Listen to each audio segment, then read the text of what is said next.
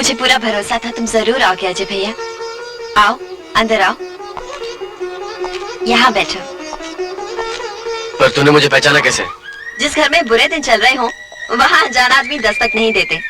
तुमने तो कभी खोज खबर ली नहीं, पर श्लोक भैया हमेशा चिट्ठी लिखते थे। इसलिए यहाँ का हाल देने के लिए इतनी चिट्ठियां दे गया। तेरी माँ कहाँ है? माँ खाने की आस में नींद आ गई। तुम आराम करो, मैं कुछ पका कर लाती हूँ।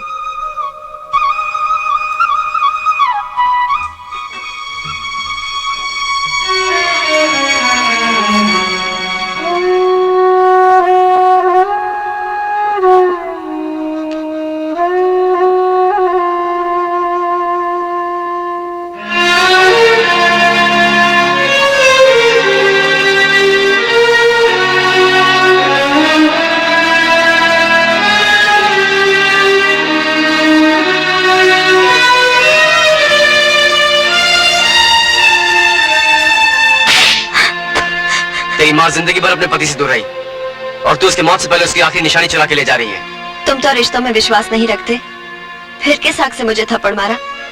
बोलो।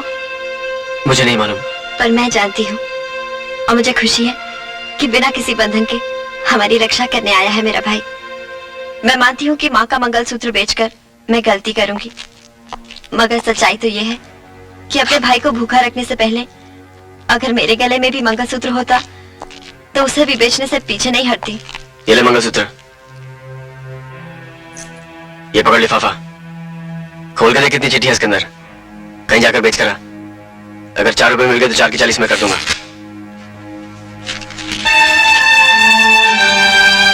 इसमें तो बहुत सारे रुपए हैं भैया। बड़ा लिच्चा है साला, बिना टिकट के सफर करा दिया और लिफाफे में नोट दे गया।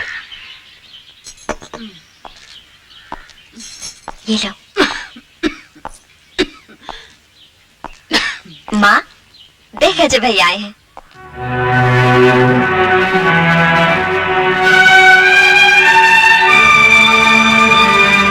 ये ले तेरा मंगलसूत्र, खाना खा ले। क्यों आया है तू? हाँ, क्यों आया है तू? माँ, पैदा होते ही मेरा पति छीन लिया तूने। हाँ? मंगलसूत्र लाकर एहसान जताने आया है तू?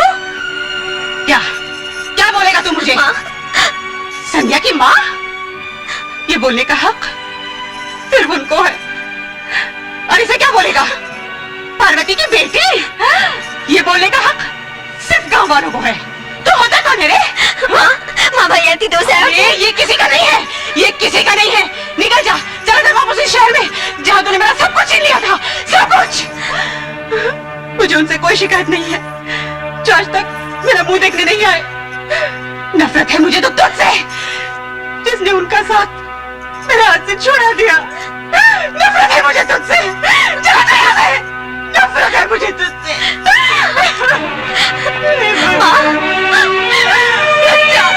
रुक जाओ, एक बार मेरी बात सुन लो फिर चले जाना।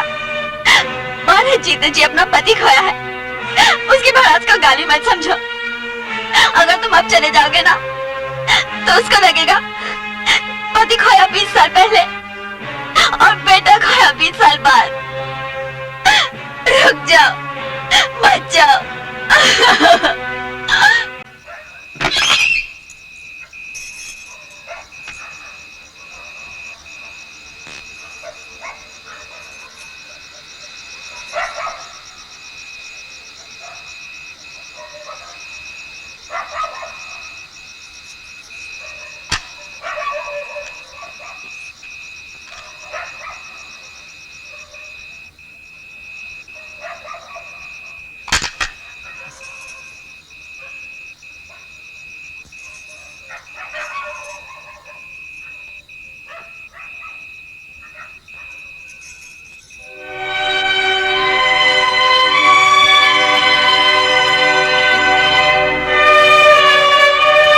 वो कैसे हैं?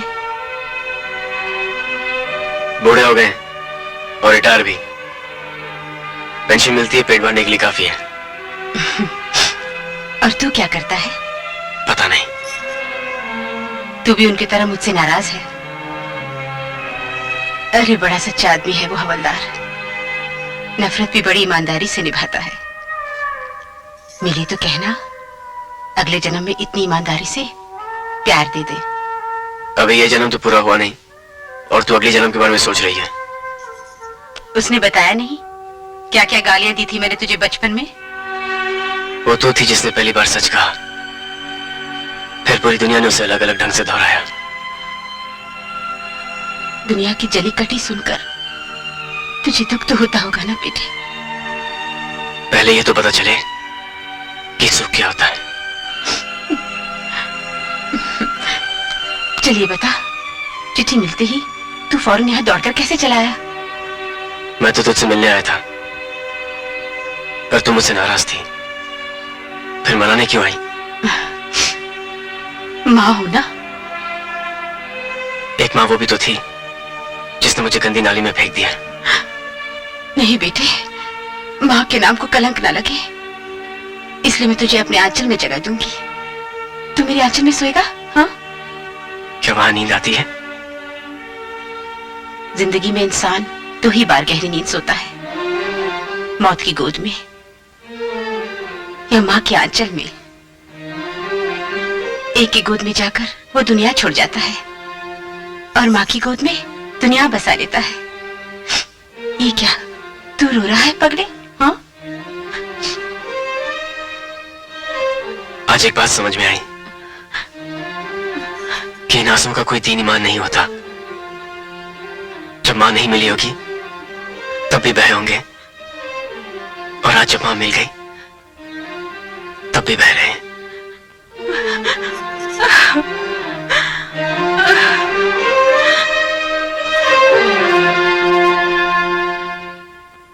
बेटे श्लोक, अगले 7 दिन में तुम्हें 7 साल की दूरी तय करनी पड़ेगी। मल्टीनेशनल कंपनीज की जो डेलीगेट्स आए हैं ना, उनके साथ कोलैबोरेट करके तुम अगर नए एस्टैब्लिशमेंट्स बना सकोगे तो जिंदगी भर तुम्हें कभी पीछे नहीं मुड़ना पड़ेगा। ये लो। सर, ये मेरा आखिरी इम्तिहान है।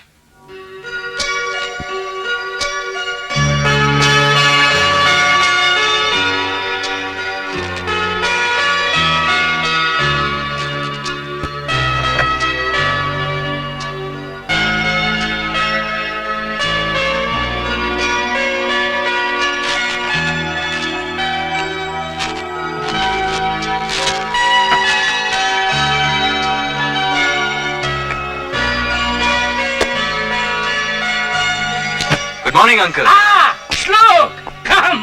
I'm proud of you. Come and sit down. ये असाइनमेंट तुमने हाथ में लेके ये साबित कर दिया है कि तुमने सिर्फ यूनिवर्सिटी में टॉप नहीं किया, तुम एक टॉप क्लास बिजनेसमैन भी हो। डैडी, अब श्लोक का वक्त आपके साथ नहीं मेरे साथ गुजरेगा, पर इस शहर में नहीं, यहाँ से कहीं दूर।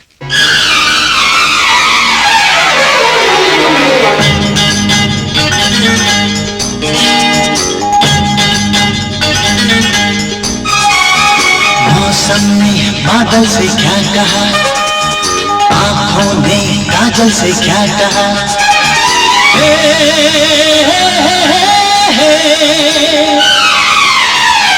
मौसम ने बादल से क्या कहा, आंखों ने काजल से क्या कहा।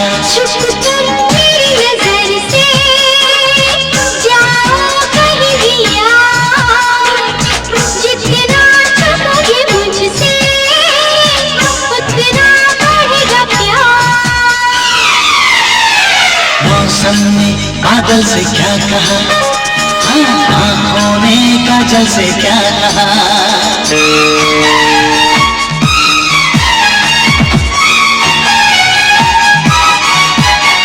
बादों की